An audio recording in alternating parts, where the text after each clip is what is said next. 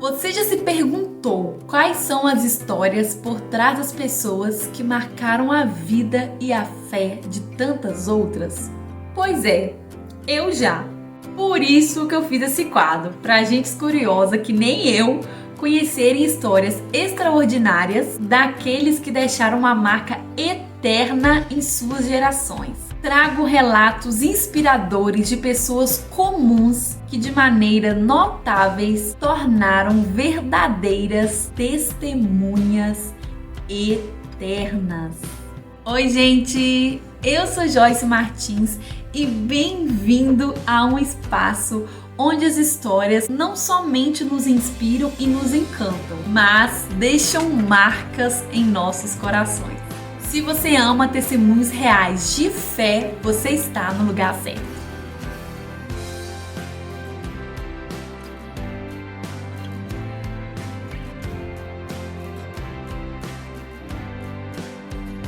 Do ateísmo a um dos maiores autores cristãos, hoje vamos conhecer a história de Clive Staples Lewis, conhecido como Jack ou C.S. Lewis.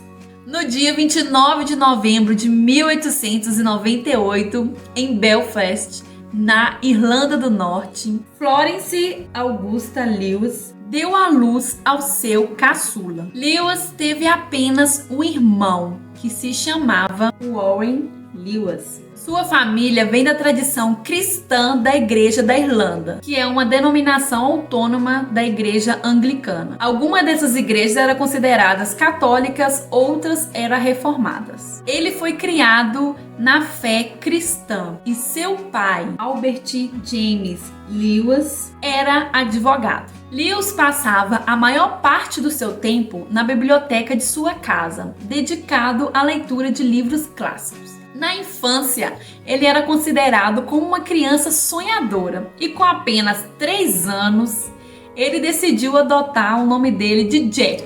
Desde muito novo, ele já criava histórias e uma particularidade dele é que ele gostava de imaginar os animais falando e isso fez com que ele acrescentasse nas suas histórias. Aos 10 anos de idade, ele perdeu a sua mãe vítima de um câncer. Isso fez com que ele se isolasse ainda mais do mundo externo. O seu pai também não soube lidar com a perda.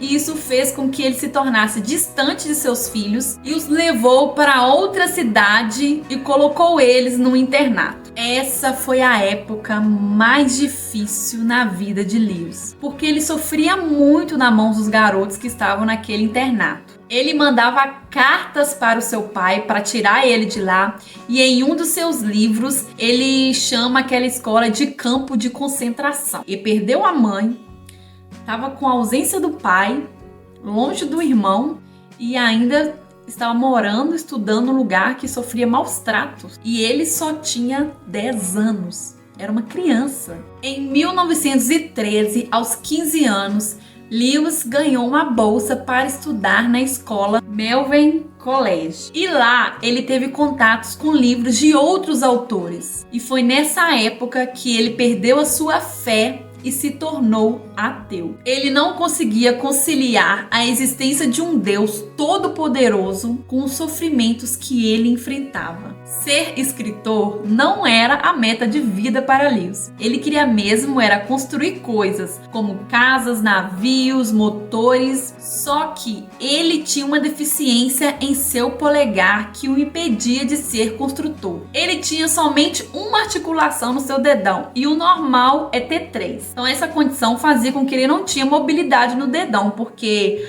a articulação é o que permite que seus ossos se movimentam. E essa deficiência ele e o seu irmão herdou do seu pai. Então seu último recurso era escrever histórias. E ele fala que ele não imaginava no mundo de felicidade que ele estava entrando. Em 1916, Lewis se ingressou na Universidade de Oxford aos 18 anos, mas seus estudos seriam rapidamente interrompidos, porque após um ano na universidade, todos os jovens foram convocados para a Primeira Guerra Mundial. A experiência na guerra marcou a sua vida. Lewis fez amizade com um soldado que também era irlandês. Eles se tornaram amigos e fizeram um trato durante a guerra, que se um morresse, o que sobreviveu ia cuidar da família do outro. Maury faleceu em 1918 ao lado de Lewis, após ser atingido por uma granada. E Lewis cumpriu com a sua promessa. Até a sua morte, ele cuidou da família de Maury. Após os traumas da guerra, Lewis voltou para a universidade depois de um ano de serviço no campo de batalha. Formou-se em letras, literatura, teologia e linguística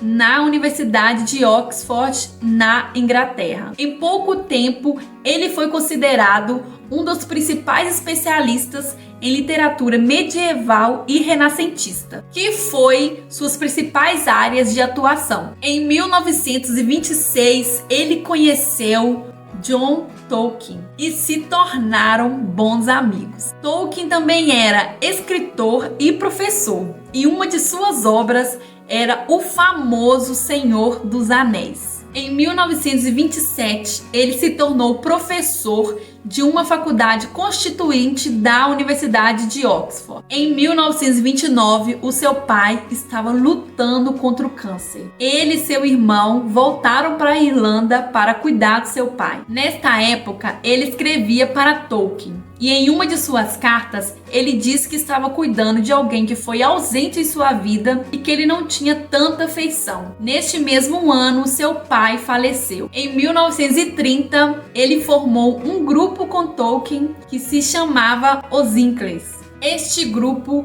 era de discussões informal sobre literatura. E aos poucos foi crescendo, tendo cada vez mais participantes. Em 1931, após uma conversa de 3 horas com Tolkien e seus amigos que faziam parte do grupo, Lewis se converteu. Depois disso, ele escreveu este livro, O Regresso do Peregrino, que eu já li, que é lindo. Super recomendo. Nesse livro ele fala como é a trajetória do homem voltando para Cristo. A partir daí, ele escreveu vários outros livros e começou a ficar famoso por suas obras. E uma delas é As Crônicas de Nárnia, que era uma série de 7 romances de alta fantasia. Ela foi traduzida em 41 idiomas e se tornando um clássico da literatura. Em 1956, Lewis se casou com Joy DeWitt, que era uma poetisa americana. Não foi um casamento comum. O relacionamento deles começaram com uma amizade através de cartas. Joy mandava cartas para Lewis porque ela era muito fã dele. Ela era casada nessa época e em uma de suas cartas ela fala que estava em um relacionamento abusivo. Lewis então oferece a ela a oportunidade de separar de seu marido,